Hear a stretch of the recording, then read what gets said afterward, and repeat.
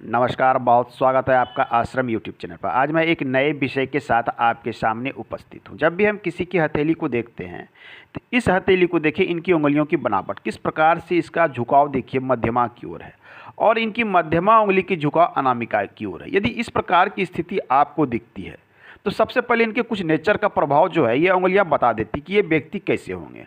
अब तर्जनी उंगली का झुकाव यदि आपके अनामिका की, ये मध्यमा की ओर होती है, बीच वाली हमारी मध्यमा या मिडिल फिंगर है, और ये पहली वाली उंगली कौन सी है, तर्जनी, या जिसे हम इंडेक्स फिंगर भी कहते हैं, ये अपने जगह से फ्लक्चुएट करे, अर्थात ये झुक जाए। ये झुकना या तो अंगूठे की ओर झुक सकती है या फिर ये मध्यमा की ओर झुक सकती है। मध्यमा की ओर झुकना कहीं ना कहीं दिखलाता है कि ऐसे जातक बहुत अधिक उत्साही होते हैं, किसी भी कार्य को करने में उत्साह बहुत अधिक होता है, मतलब काफ़ी प्रसन्नता के साथ, काफ़ी उत्साह के साथ ये किसी कार्य को करते हैं या किसी बात को लोगों को बतलाते हैं।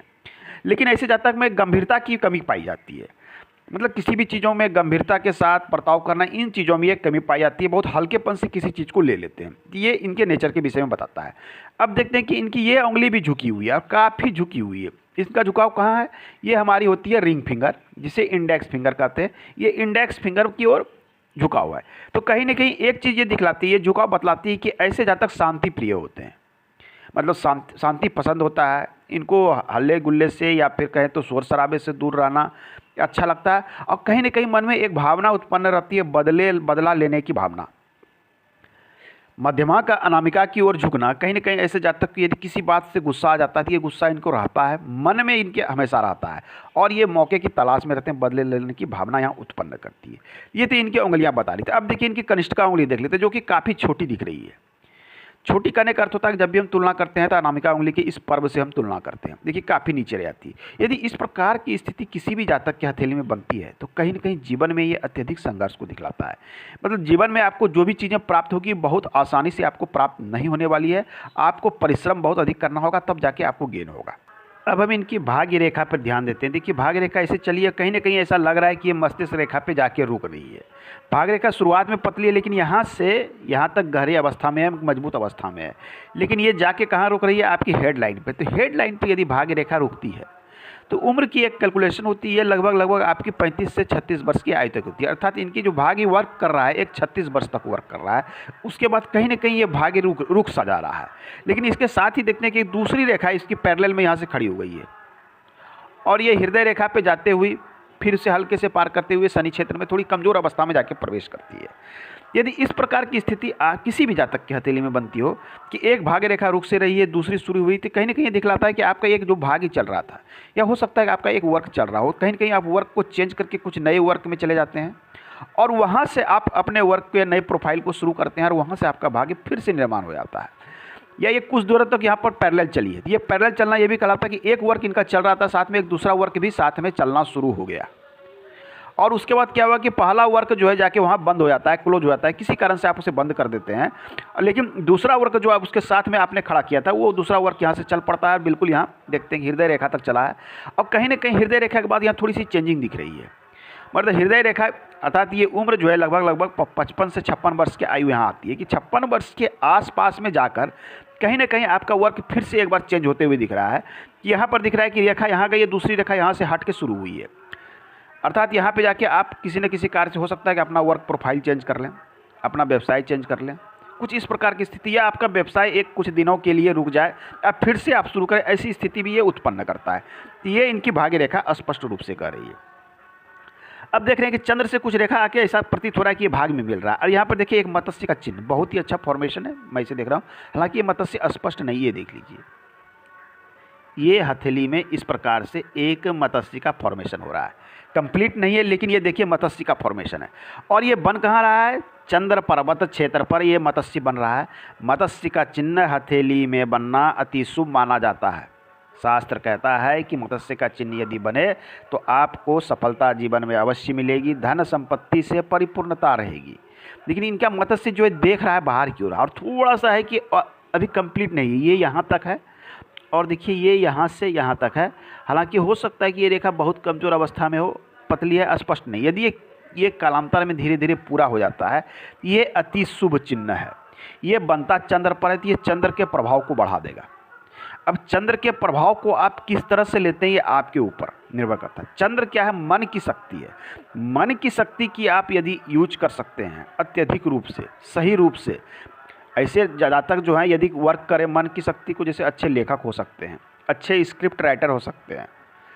स्क्रिप्ट राइटर, लेखन कला, कोई भी कला का क्षेत्र हो, वहाँ एक जो भी अपने दिमाग की उपज से ये नई चीज़ों को सोच सके और उससे वास्तविक रूप से जीवन में उतार सके, तो ऐसे जातक अत्यधिक सफल होते हुए दिखते हैं।